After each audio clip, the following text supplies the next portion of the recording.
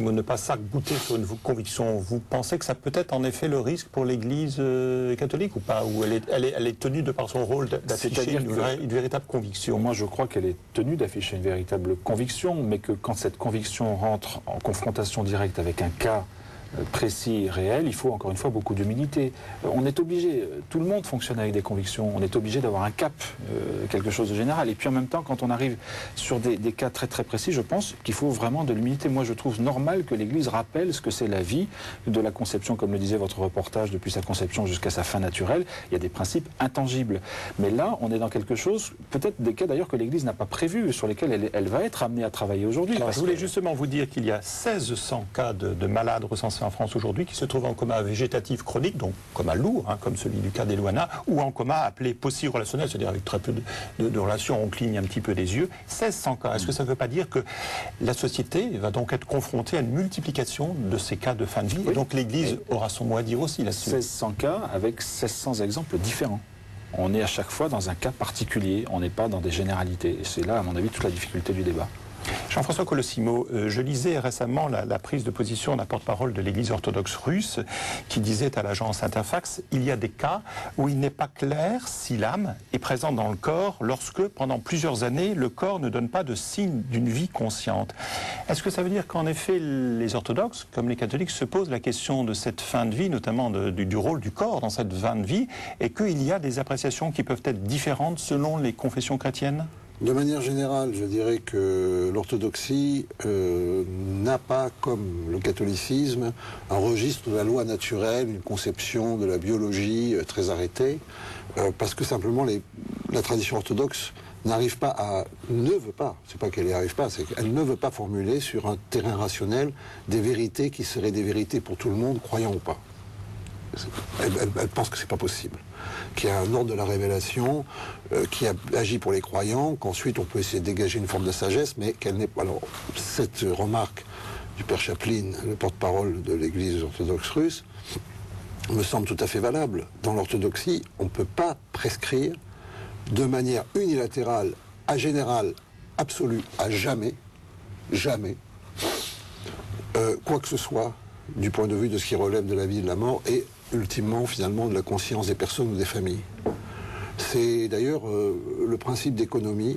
Le principe d'économie, vous savez, c'est Dieu qui est le grand économe de sa création. C'est lui qui la gère, en quelque sorte. C'est lui le manager.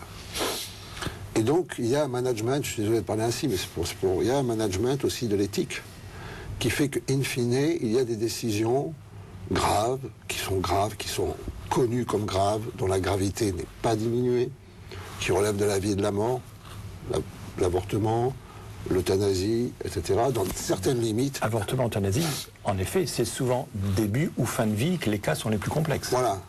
Eh bien, disons que il est des décisions qui relèvent, dans un cadre évidemment d'accompagnement spirituel, qui relèvent des personnes et des familles, et sur lesquelles aucune règle générale ne saurait valoir. Ça, c'est la conception orthodoxe, au fond.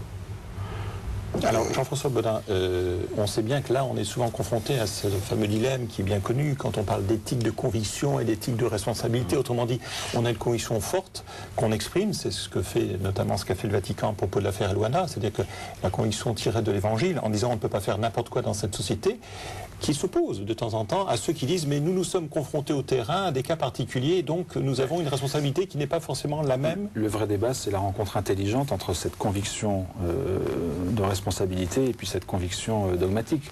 On est là sur deux terrains qui sont très différents, qui ont chacun leur raison d'être, à mon avis. Et c'est la discussion et la rencontre intelligente de ces deux conceptions qui doit guider, encore une fois, au cas par cas. Moi, encore une fois, je trouve tout à fait normal que l'Église dise et réaffirme des positions très fortes. Si on ne le fait pas, si elle ne fait pas, il y a des risques dans la société aujourd'hui, et des risques de justice sociale, comme Jean-François Colosimo le disait. Après tout, on va décider qui peut mourir, qui ne doit pas mourir, comme on le fait par moments sur la question des embryons et des naissances. Bah, lui, il est apte à vivre, lui, non, parce que ça va être compliqué, etc. Il va coûter cher à la société. On risque de se retrouver avec le même cas de figure pour la fin de vie. Finalement, une personne de 95 ans dans un hospice qui a plus sa tête, à quoi sert-elle? Donc, finalement, arrêtons de... Alors, sans aller parfois même effectivement jusqu'à l'euthanasie active. On sait très bien que par manque de soins, etc., on peut pousser des gens malheureusement vers la mort. Donc il y a besoin de fixer des grandes lignes. Mais je crois que ces grandes lignes doivent se confronter intelligemment. Bien sûr, bien sûr. Oui, et puis de respecter des principes fondamentaux. Je crois qu'il y a deux problèmes assez distincts. Il y a le problème de l'impact sociétal, et ça c'est une véritable question, mais là je crois que personne n'a vraiment de réponse toute prête, si ce n'est le rappel effectivement, comme le dit Jean Baudin, de grands principes. Ça c'est le rôle des églises. Mais pour ce qui est ensuite de l'articulation de ces principes à la réalité, il y a un travail qui doit être fait évidemment avec les médecins, avec les familles, etc. Et puis d'un autre côté, il y a cette idée fondamentale, les litanies orthodoxes ne cessent de le répéter, n'est-ce pas? Nous supplions Dieu de nous donner une fin de vie paisible, sans souffrance et dans la dignité. Pourquoi? Parce que la mort, c'est notre dernière liturgie sur Terre. C'est notre dernière grande extase mystique. C'est notre passage, c'est notre Pâques.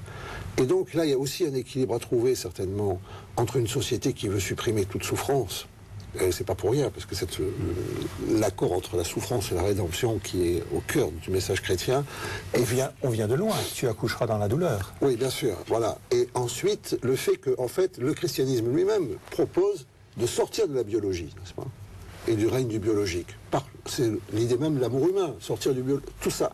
Alors comment est-ce qu'on fait pour être dans la vérité de la mort tout en sortant de la biologie, ce que permet aujourd'hui toujours plus la science. Là, il y a une articulation très complexe, mais une fin de vie digne, paisible, sans souffrance. Pourquoi? Pour aller à la rencontre de Dieu.